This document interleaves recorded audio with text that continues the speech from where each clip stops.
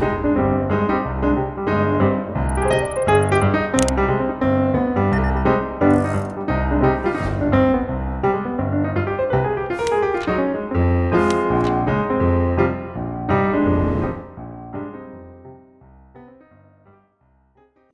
여러분 안녕하십니까. 반갑습니다. 예, 오늘 이 시간에 이제 여러분과 함께 강의를 이끌어갈 김진성입니다. 예, 철학 아카데미에서 몸을 담고 있으면서 고대 철학 특히 관련해서 강의를 하고 있습니다. 예, 일단 이제 제가 고대 그리스 특히 이제 아리스토텔레스 철학을 전공을 하고 있기 때문에 맥킨타이의 덕의 상식이라는 책을 독서를 하고 또 그 내용을 여러분들에게 소개하는 시간을 가지게 되었습니다. 예, 반갑습니다.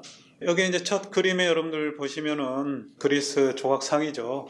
이제 로마인이 건설한 에페소스의 도서관인데요. 로마의 그 정치인이 기원 후 2세기에 오늘날 이제 터키 쪽이죠. 에페소스 지역에 세운 도서관입니다. 여기 이제 아래 하단 쪽에 보면은 여러 인물상이 있는데요. 학문이라든지 지혜, 첫 화면에 덕의 여신, 뭐 여신이라고 말할 수 있을지 모르겠습니다만요. 워낙에 이제 그리스 사람들은 자연 현상의 근원, 또 여러 가지 인간 삶에 관련된 뭐 감정, 또 어떤 지혜, 성품이라든지 학문의 영역, 이것도 다 이제 신의 이름으로 표현을 했습니다. 예, 아르테도 이제 그리스어인데요. 흔히 이제 그 버추, 영어의 버추로 번역이 되는 그리스어입니다. 예, 아르테는 굉장히 좀 넓은 의미로 많이 쓰이는데요. 고대 그리스에부터 강의를 통해서 그 폭넓은 의미가 드러나게 되리라고 생각을 합니다. 예, 윤리적인 문제는 이제 굉장히 폭넓어요. 그래서 윤리는 어떻게 보면 이제 인간 그 삶의 전반에 관련된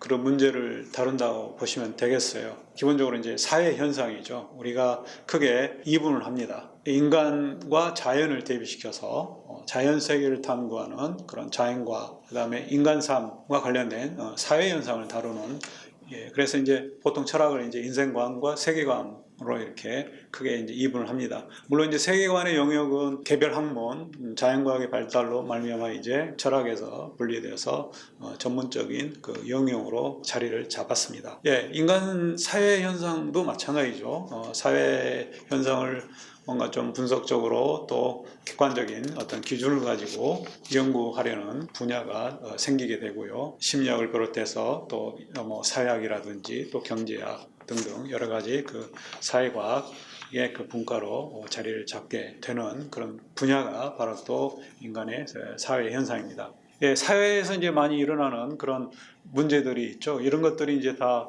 오늘날 우리가 뉴스를 통해서 많이 접하게 되는데요. 모두 윤리적인 문제예요. 친환경적인 에너지 정책과 관련하여 원전을 계속 유지를 해야 되는지 말아야 되는지, 또 원치 않은 임신을 했을 때 자기 몸이니까 내가 내 몸을 마음대로 할 수 있는 그런 권리가 있다. 이런 입장에서 이제 낙태를 두둔하는 그런 입장이 있을 수 있겠고요. 또 반대는 태아도 하나의 생명이고 태아 자체도 권리, 또 인권을 소중히 여겨야 된다. 그래서 낙태를 반대하는 그런 쪽도 있고요. 또 오늘날은 또 태아의 권리뿐만 아니라 사람 아닌 동물의 권리까지도 이야기를 하게 되었습니다. 아무튼 동물의 권리, 낙태 문제, 성차별 문제, 또 인종 갈등, 경제적인 측면에서 부의 재분배, 파병 문제, 또 지구의 온난화 같은 그런 환경 문제, 여러 가지 문제들이 다 크게 보면 윤리학의 문제고요. 특히 이제 그 실천 윤리학이라고 하는 그 분야에 속하는 문제들입니다. 네, 이게 이제 좋은 것인지 나쁜 것인지, 어떤 것이, 그 다음에 어떤 것이 옳은 것인지 그런 것인지, 이런 이제 개념과 다 맞물려 있기 때문에 윤리학의 문제가 되는 겁니다. 이런 이제 윤리학의 문제는 우리가 또 굉장히 그 논쟁이 소모적인 그런 측면도 있고요. 또 열광한 상태에서 또 토론이 이어지기도 합니다. 고성이 오가고 또 서로 몸싸움까지 벌이게 되는 그런 문제들이 또 드러는 있게 되죠. 이제 맥킨타이어는 이런 그 여러 가지 인간 삶의 그 도덕적인 그런 문제와 관련해서 좀 해결을 시도를 하는 그런 방법을 찾고 있는데요. 그게 이제 이 책의 그걸 관통하고 있는 또 주장이기도 합니다. 맥킨타이어는 제가 보기에는 이 책을 쭉 이제 저도 최근에 쭉 한번 전체적으로 훑어봤는데요. 굉장히 좀 보수적인 또 전통을 고수하는 전통의 가치를 또 찾으려고 하는 그런 모습을 보이고 있습니다.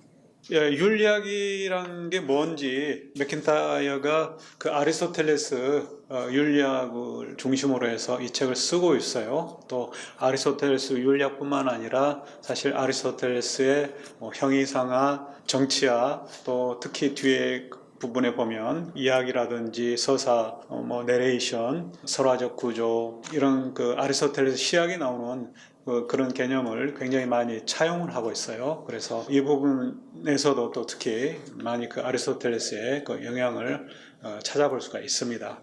예, 윤리학은 기본적으로 이제 영어로 이제 ethics라는 말인데요. 그리스어로 에티카, 에티카라는 말 속에는 에토스라는 말이 들어있고요. 그 에토스라는 말은 영어의 이제 캐릭터에 해당하는 그런 그리스어입니다. 예.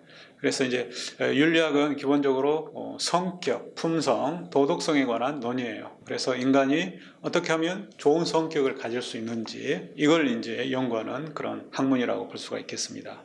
예, 아리스토텔레스는 이제 윤리학의 기원을 이야기를 합니다. 인간이 동물들 가운데에서도 오로지 유일하게 언어를 가지고 있어요. 이 언어란 말은 이제 그리스어 로고스인데요. 그리스어 로고스는 언어, 말뿐만 아니라 말을 표현하기 전에 사유를 해야 되잖아요. 그 사유의 능력, 이성을 또 뜻하게 됩니다. 그래서 인간만이 사유, 이성의 능력을 가지고 있고 또 사유의 결과를 말로 표현할 수 있는 유일한 동물이라고 이야기를 합니다. 동물은 소리를 지르면서 자신의 상태가 즐거운지 괴로운지 이런 것들을 밖으로 표현하죠. 입에서 나오는 목소리라는 점에서는 같지만은 또 인간은 목소리가 그냥 단순한 소음이 아니라 동물과 다르죠. 그래서 그 의미가 있습니다. 그래서 그 의미 있는 언어를 통해서 이제 무언가가 이롭고 자기에게 또 해로운지 무엇이 옳고 그른지 이런 것들을 제시를 한다는 거죠. 그래서 아리스토텔레스는 정치학 일본에서 이런 이야기를 합니다. 선과 악, 옳음과 그름 이런 그 도덕적인 가치에 대한 인식 이거는 인간에게만 있는 고유한 점이다. 또 선악에 대한 가치, 시비에 대한 판단 이런 것들을 공유함으로써 가정, 더 나아가서는 국가가 존립하게 된다는 거예요. 그러니까 선악의 개념에 대한 명확한 관념이 없거나 또 시비, 뭐가 옳고 그른지 이런 것들이 흐려지면 가정뿐만 아니라 또 나아가 그 한 국가가 존립하기 어렵다는 거죠.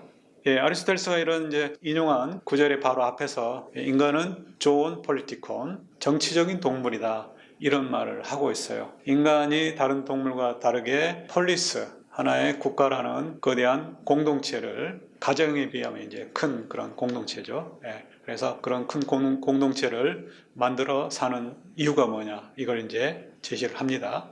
예, 그 과정에서 이제 국가의 기원을 이야기를 하고 또 인간이 왜 국가를 이루게 됐는지 여러 가지 조건들을 말하고 있습니다. 거기에서 이제 인간의 삶이 도덕과 밀접하게 관련되어 있다. 이거를 제시를 하고 있는 겁니다.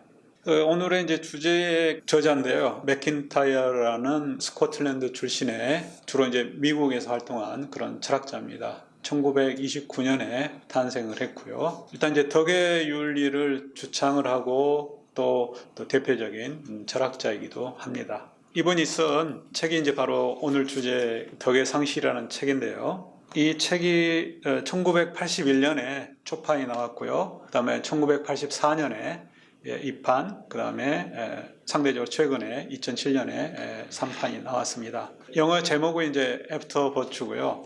또 부제가 A Study in Moral Theory예요. After Virtue라는 말을 이제 덕의 상실로 번역을 여기 역자 이준우 선생님께서 번역을 하셨고요.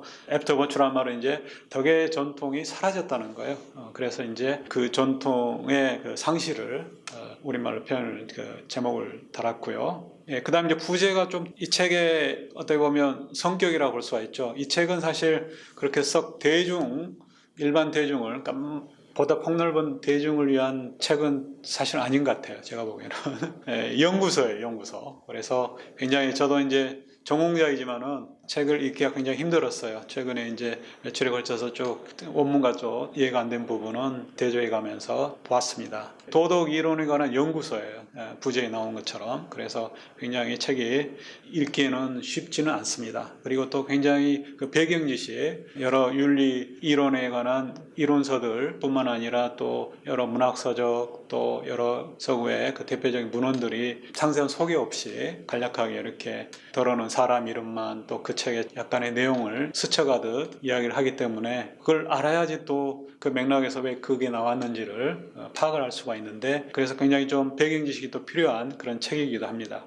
원서에 보면 이제 여기 인물이 있죠. 페리클레스처럼 이렇게 투구를 쓰고 있는 모습인데요. 사실 제가 보기에는 페리클레스라기보다도 고전기 5세기의 아테네 그 정치 문화의 황금기를 이끌었던 페리클레스라기보다도 약간 여성적인 모습이죠. 그래서 아테네라는 그 도시의 수호여신인 아테나인 것 같습니다. 아테나 여신은 지혜를 상징하는 그런 도시의 수호자이면서도 또 학문, 철학을 또 상징을 하는 여신이기도 합니다. 아테네라는 그 도시가 사실 그리스 문명의 중심지죠. 그래서 우리가 그리스 비극, 철학, 또 문학, 서사시 이런 것들이 다 이제 그 아테네 중심으로 근원했다고 봐도 과언이 아니겠습니다.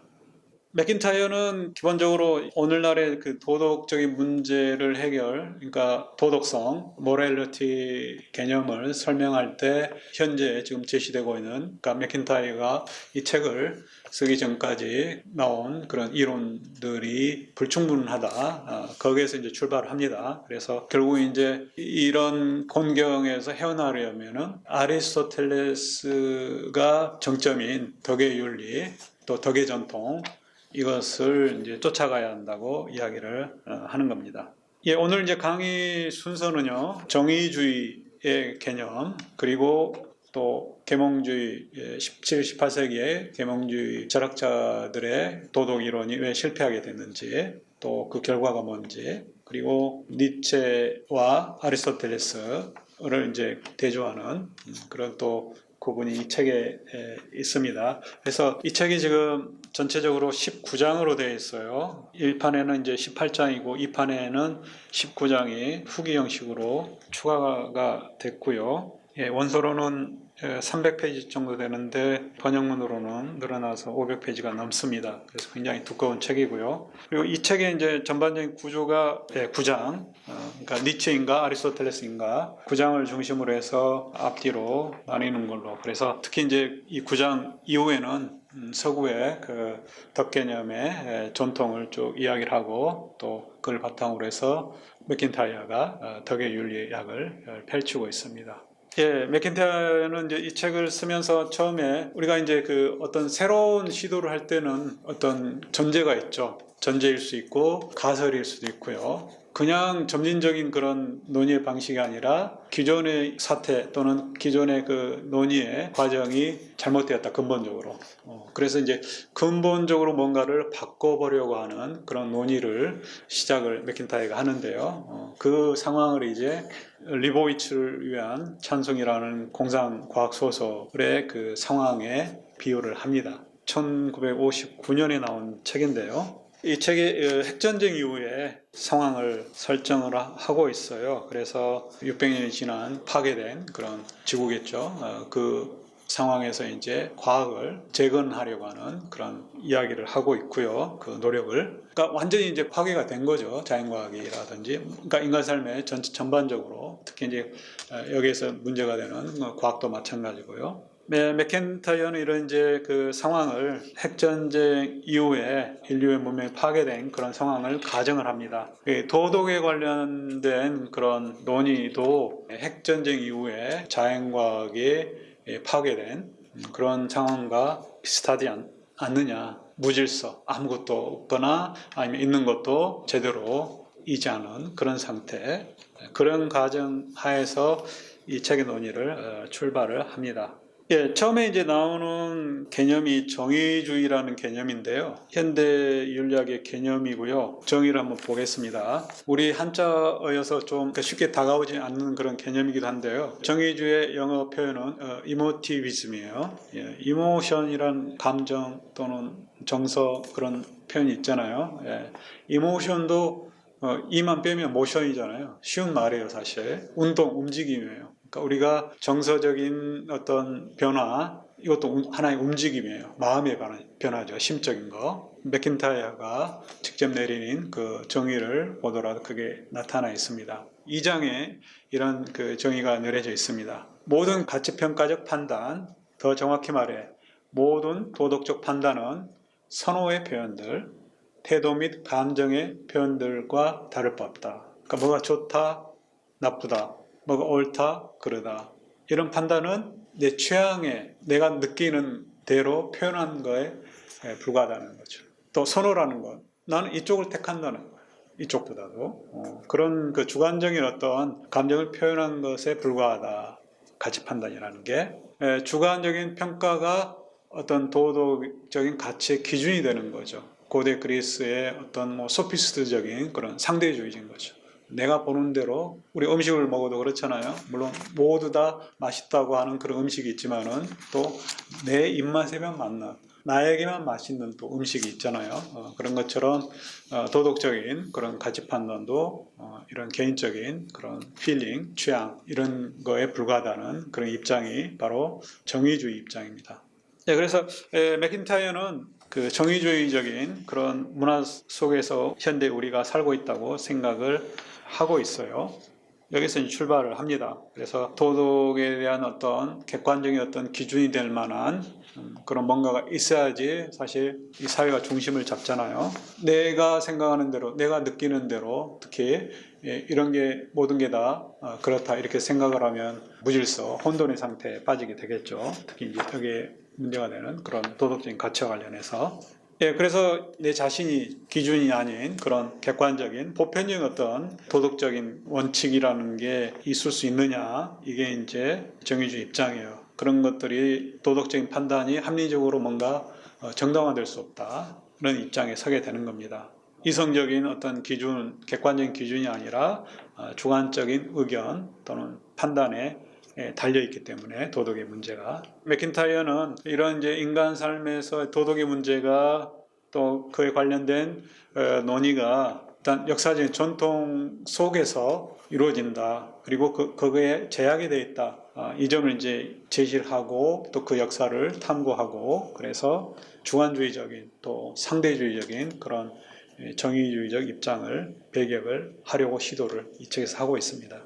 여기 이제 역자가 원어로 이렇게 쓰고 있는데요. 그 맥락이라는 말은 이제 컨텍스트.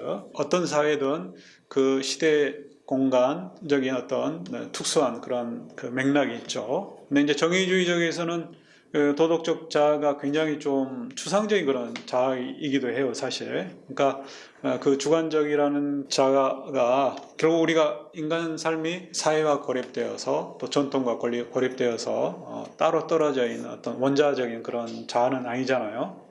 이제 현대 사회는 그렇다는 거죠. 고립된 원자적인 그런 자아, 추상적인.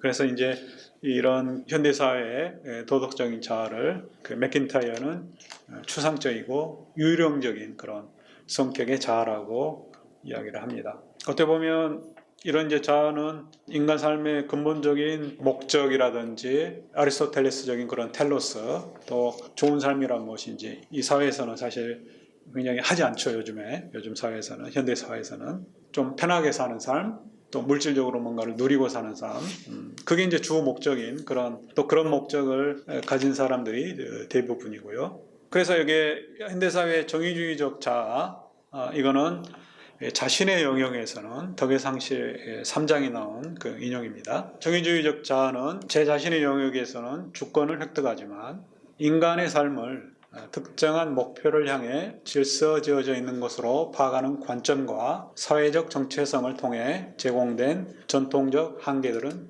상실한다. 이렇게 이제 맥킨타이어는 진단을 하고 있습니다.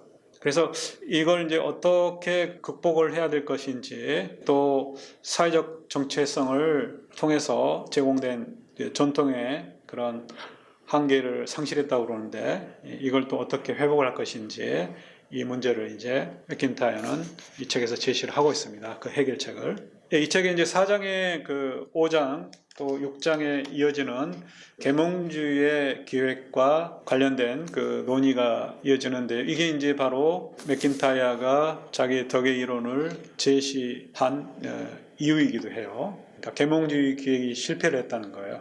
그 이유가 뭔지, 또 그 결과가 뭔지. 그래서 그걸 통해서 이제 새로운 도덕이론, 윤리이론을 제시하고자 하는 겁니다. 17, 18세기에 계몽주의 철학자들이 도덕과 관련된 문제를 다루면서 인간 삶에서의 그 도덕적인 어떤 근원이, 도덕의 근원이 어디에서 비롯하는지를 이야기를 제시를 합니다. 그 이제 도덕성을 정당화하려는 첫 번째 시도로서 이제 디드로와 휴음을 맥킨타이어는 들고 있습니다. 도덕의 주체인 개인, 또 개인이 가진 어떤 주관적인 어떤 그런 요소, 이걸 바탕으로 도덕을 설명을 하려고 하는 입장의 철학자들입니다. 그러니까 디드로 같은 사람은 이제 인간의 욕구가 행위의 옳고 그름의 기준이라는 거예요. 그리고 휴음 같은 경우는 이제 정념을 이야기를 하고요. 근데 이제 문제는 이런 그 주관적인 욕망, 정념, 이런 것들의 갈등, 그러니까 욕구도 이제 다양하잖아요. 그래서 그 욕구들이 서로 부딪혔을 때 어떻게 해결할 것인지 이런 문제가 생기고요. 또 휴메의 정념, 이것도 이제 굉장히 그 주관적인 그런 기준이라고 볼 수 있겠죠. 휴머는 기본적으로 이제 경험주의자이기 때문에 경험적인 탐구 방법을 가지고서 도덕의 문제를 접근을 합니다. 그래서 어떤 행위가 나에게, 타인에게, 공동체에 이로울 때, 또 즐거울 때 그 행위를 이제 긍정적인 쪽으로 평가를 할 수 있다. 그런 입장에 선 철학자입니다. 사실 그 디드로, 휴음, 칸트 여기서 이제 거명된 철학자들이 굉장히 폭넓고 단일 저술로 이렇게 이 문제를 다룰 만큼 굉장히 그 논의를 많이 하고 있어요. 근데 맥킨타이어는 이제 좀 대조를 하기 위해서 좀 단순화시켰어요. 그래서 계몽주의 철학자들이 도덕 문제를 해결하는 그 방식을 이야기를 하면서 디드로, 또 휴음, 또 칸트 이런 철학자들의 그 이론을 이야기를 하고 있는데요. 칸트는 이제 이성을 중심으로 해서 도덕의 준칙, 따라야 될 어떤 법칙을 이성을 바탕으로, 여기서 이성은 이제 칸트가 말하는 실천 이성이 되겠죠. 인간 삶에 관련된 그런 이성, 그런 실천 이성 위에서 정취하려고 시도를 합니다. 그래서 칸트는 이제 모든 사람이 다룰 수 있는 어떤 보편적인 원리를 추구를 합니다. 이게 이제 흔히 말하는 이제 정언명법의 형태로 나타나는데요. 그래서 가령 내가 어떻게 행위를 해야 될지, 내가 행위를 할 때 따라야 될 어떤 룰이 뭔지, 이거가 이제 남들도 그렇게 보편적으로 따를 수 있는 그런 행위 준칙이 돼야 한다는 거죠. 그러니까 내가 어떤 행위를 할 때 이런 룰에 따라서 행위를 한다면 그 룰을 남도 따를 수 있는지, 이렇게 칸트는 이제 생각을 합니다. 그게 이제 바로 그 유명한 그 정언명법이죠. 너의 행위의 준칙이 보편적 입법의 원리로서 또 원리가 되도록 행동을 하라. 이게 이제 칸트의 그 정언명법입니다. 정언명법이 사실 철학하시는 분은 잘 아시겠지만은 일반인들한테는 이해하기 힘든 그런 개념이기도 해요. Categorical Imperative. 그래서 두 단어로 구성이 된 개념인데요. 정언이라는 말은 다른 논리학에서 나온 흔히 그 개념하고 그 대조를 시켜보면 쉽게 이해가 될 수가 있어요.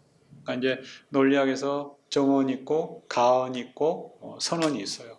가언이라고 하면 가정에서 말을 한다는 거예요. 영어에 이제 if then이죠. 가정문이에요. 조건을 다루는 거예요.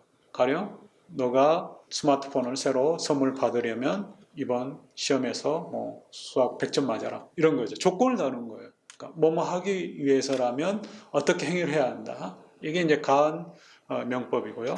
그 다음에 선언은 이제 선택하는 거예요. A, O와 B 이런 식으로. 그러니까 A를 하든지 B를 하든지 해야 된다. 근데 이제 정언명법은 그런 조건을 달거나 선택을 걸거나 그런 명령법이 아니라는 거죠.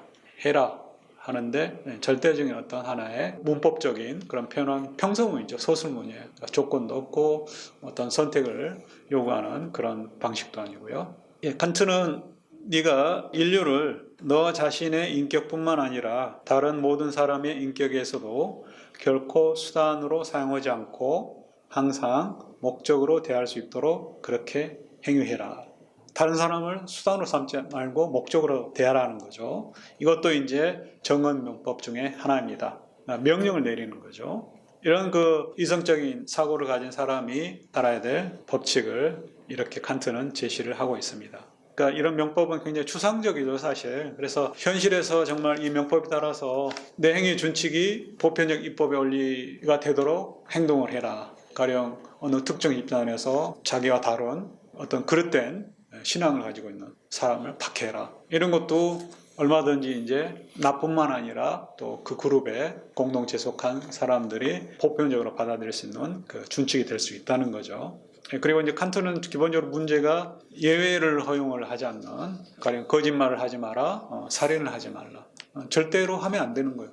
근데 이제 우리가 필요에 따라서는 적에 대해서는 거짓말을 해도 되는 거고, 가령 뭐 낙태도 그렇죠. 원치 않은 임신 이런 경우에는 낙태를 우리가 허용을 할 수가 있는 거예요. 낙태도 일종의 이제 생명을 해치는 그런 행위니까요. 그런 점에서는 이제 칸트 입장에서는 낙태를 하면 안 되는 거죠. 그러니까 너무 이제 좀 원칙을 고집을 하는 그런 또 성향의 윤리 철학이 바로 또 칸트의 철학이기도 합니다. 키에르케고르는 도덕의 준칙의 바탕이 어디 있느냐? 욕망도, 정념도, 이성도 아니고 인간의 선택 행위. 그래서 내 자신의 선택에 따른 게 바로 도덕적인 삶의 준칙이다. 그래서 이것이냐 저것이냐라는 유명한 책에서 두 가지 삶의 방식을 이야기를 하고 있습니다. 그 중에 이제 하나가 바로 우리가 보통 살고 있는 그런 삶이죠. 즐거운 삶, 즐기는 삶. 다른 하나는 미덕의 삶, 도덕적인 가치를 추구하는 그런 윤리적인 삶이죠. 여기 이제 고대 그리스 신화에서도 그런 인생의 두 가지 그 선택의 길을 이야기하는 곳이 있는데요. 그게 이제 바로 헤라클레스의 선택이라는 신화의 이야기입니다. 헤라클레스가 성령이 되었을 때 여신들이 두 가지 그 인생의 길에 두고서 이렇게 서로 자기 길로 가라고 유혹을 하고 있는 그런 모습이에요. 덕의 여신은 용사의 길, 그 남자의 길을, 도덕적인 삶을 추구하는 길을 가리키고 있고요. 이게 이제 안니발레 카라치라고 하는 화가의 그림인데요. 또 한쪽에 오른편에 있는 여신은 악기도 있고 탈도 있고 그래서 연극, 음악. 여기 이제 그 케이르케고르 또 이 책의 역자는 신미적인 그런 신미주의적인 그런 삶. 신미적이라는 말이 에스테틱일 것 같은데요. 언어가 에스테틱이라는 말이 사실 미학이라는 학문의 분과 철학의 분과에도 반영이 되지만 기본적으로 에스테틱이라는 말은 감각과 관련된 거예요. 그래서 미가 그렇잖아요. 미는 항상 감각을 통해서 주어진 작품을 미를 탐구하는 거예요. 그래서 시각적인 거, 청각적인 거. 그래서 우리가 크게 이제 시각예술, 청각예술 이렇게 구분을 하잖아요. 감각적인 삶이라고 해도 될 것 같아요. 심미적 그러면 뭔가 좀 미를 추구하는 그런 뭐 제가 잘못 이해하고 있을 수도 있겠지만 대부분 사람은 심미적 그러면 뭔가 좀 미를 추구하지 않나. 약간 좀 오도할 수 있는 그런 개념인 것 같아요. 그러니까 좀 즐기는 삶 그런 쪽이라고 보시면 될 것 같아요. 쾌락을 추구하는. 쾌락적인 즐기는 삶도 사실 저는 살아보니까 나쁘지 않은 것 같아요. 우리가 이제 뭐 고생해서 뭐 착하게 살고 물론 이제 즐기면서 뭐 이렇게 악행을 하면 안 되겠지만 기본적으로 인생을 좀 편하게 살고 안전하게 편하게 즐기면서 이렇게 사는 사람도 우리가 거창하게 어떤 인류를 위해서 또 좁게 나라를 위해서 또 타인을 위해서 봉사하는 사람도 멋지고 인정을 받고 또 명예롭지만 평범한 삶을 무던히 사는 것도 큰 가치는 아니겠지만 하여튼 그런 사람도 좋다고 봅니다. 이런 걸 이제 아킬레우스가 사실 오디세이아에서 이야기를 했죠. 그러니까 오디세우스가 지하 세계 하데스에 가서 먼저 세상을 떠난 전우들을 만나면서 그 중에 아킬레우스를 만났어요.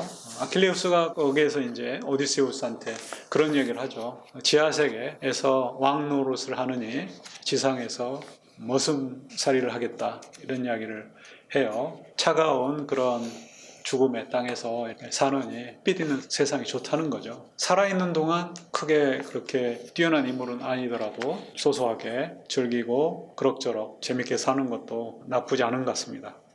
예, 일단 이제 도덕적인 삶이냐, 쾌락주의적인 삶이냐, 또는 또 계획적으로는 더 나아가 이제 신에 귀의하는 그런 종교적인 삶을 또 이야기를 합니다. 이런 이제 그 이전에 계몽주의 철학자들 또 그 이후에 철학자들의 도덕을 정초하려는 기본적인 시도를 맥킨타이어는 정리를 하고 있어요. 그래서 휴먼 도덕을 정념 메토드 위에 정착하고자 시도했고, 또 칸트는 자신의 논증을 이성 위에 정출하려 했고, 키에르케고르는 그 둘 다를 배제하고 절대적인 선택을 하나의 도덕의 기준으로 설정을 한다, 이렇게 이야기를 합니다. 예, 이 책의 전체적인 취지가 그렇죠. 계몽주의의 기획이 실패를 했고 진단을 하고요. 그 다음에 애초부터 실패할 운명이었다. 또 그럴 운명일 수밖에 없었던 이유가 있다는 거죠. 그게 이제 뭐냐, 근본적으로 텔로스, 목적 개념의 부재라는 거예요. 인생의 목적이 뭔지, 인간 삶의 궁극적인 목표가 뭔지, 이런 것들, 인간에 대한 근본적인 개념이 없었다는 거죠. 계몽주의자들의 인간은 기본적으로 이제 자율적인 고립된 인간이에요, 하나에. 그래서 도덕적인 어떤 방향을 제시할 수 있는 거는 결국은 우리가 어느 여행을 하더라도 그렇잖아요. 가야 될 어떤 목표점을 정하고서 거기에 맞춰서 또 교통수단을 택하기도 하고 걸어갈 것인지 또 뭐 지하철을 타고 갈 것인지 그런 것처럼 인간 삶의 근본적인 목적을 이야기를 해야 된다는 거죠. 예, 그래서 이제 아리스토텔레스로 돌아갑니다. 아리스토텔레스의 그 목적론적인 그런 철학을 이야기하는데요. 거기에 이제 나오는 기본 개념이 바로 에르곤, 기능 개념입니다. 그래서 여기 맥킨타이어가 5장에서 이런 이야기를 하고 있어요. 본질적 인간, 목적 또는 기능의 관념이 도덕성으로부터 사라지게 되면, 일단 사라지게 되면 도덕적 판단을 사실적 진술로 다루는 것은 받아들이기 힘들게 된다. 이런 개념들이 계몽주의 철학자들에서는 논의에서 벗어났다는 거죠. 그리고 그 8장, 9장, 8장인가 7장의 그 사이에 아리스토텔레스 덕의 전통으로 돌아가기 전에 이 책에 뭐 제가 전반적으로 크게 뭐 다 다룰 수는 없지만은 또 약간의 내용을 이야기를 하자면은요. 예, 그 사회과학의 특징을 이야기를 하는데요. 사회과학은 사실 인간의 사회 현상을 다루면서 그러니까 자연과학처럼 일단은 이제 우리가 이론적으로 뭔가를 탐구한다는 것은 경제에서도 특히 마찬가지죠. 앞으로 어떻게 될 것인지를 미리 예측을 해보고자. 근데 자연과학에서는 이게 이제 통용이 되죠. 수학이야 이제 어떤 미래와 관련된 그런 학문의 분야이고요. 굉장히 추상적이고 시간, 역사 이런 개념이 없잖아요. 들어있지 않잖아요. 근데 이제 자연과학은 물론 이제 이 변화인데 굉장히 그 일정한 변화를 패턴을 보이고 있죠. 근데 인간 삶은 굉장히 예측 불가한.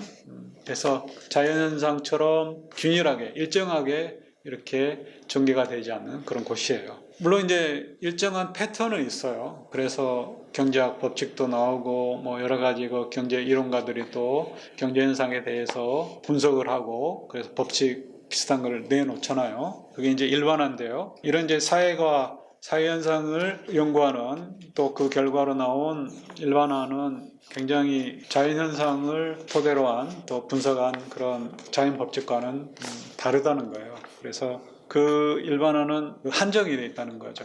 자연 법칙은 항상 내가 그 법칙을 만들어 놓으면 그 법칙에 따라서 미래를 예측을 할 수가 있다는 거죠. 근데 이제 사회과학의 법칙은 법칙대로 미래가 이루어지지 않는다는 거예요.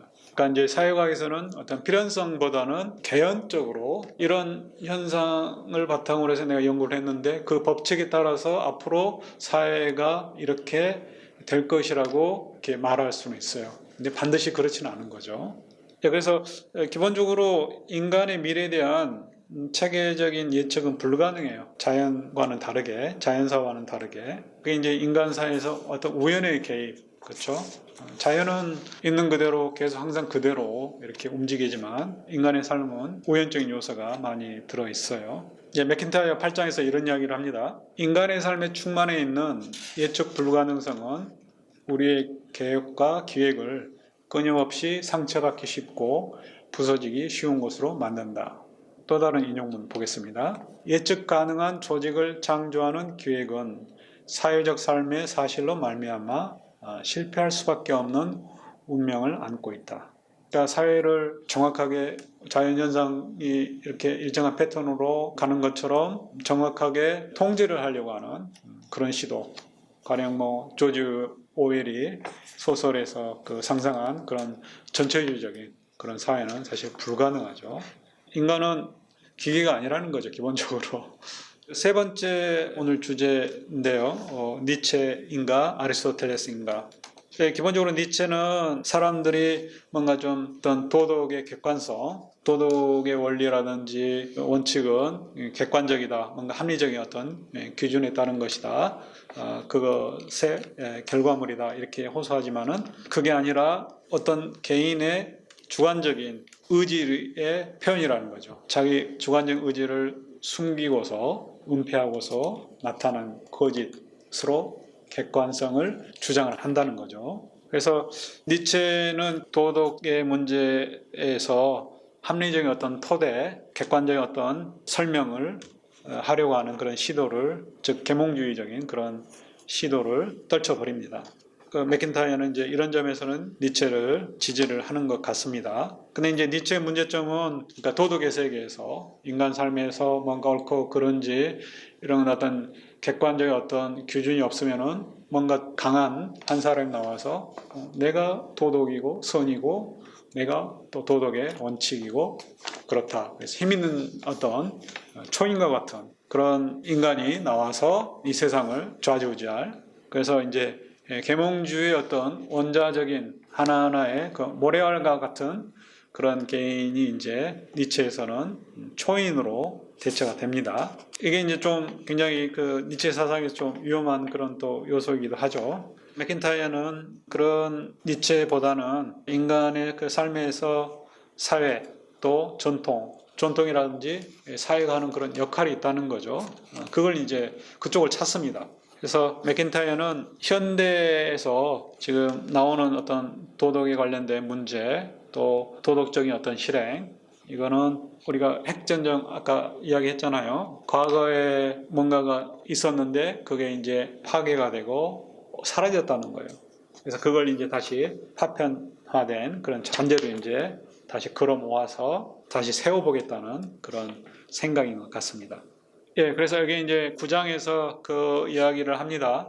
아리스토텔레스의 도덕 철학을 그 이전에 사라져버린 많은 것을 계승하고 종합하고자 하는 시도로서 또 그 이후의 많은 사상에 대한 원천으로서 셈으로서 고찰할 필요가 있다. 그것은 덕들에 관한 간단한 개념사를 서술할 필요가 있다는 것을 의미한다. 아리스토텔레스가 이제 구원자예요. 도덕의 문제와 관련해서 맥킨타이어를 구원해 줄 수 있는 그런 구원자로서 등장을 했습니다. 그래서 덕의 전통, 이 전통이 가진 힘을 증명을 하기 위해서 맥킨타이어는 이제 호메로스부터 시작해서 중세의 토마스 아퀴나스까지 덕에 관한 논의를 소개를 하게 됩니다.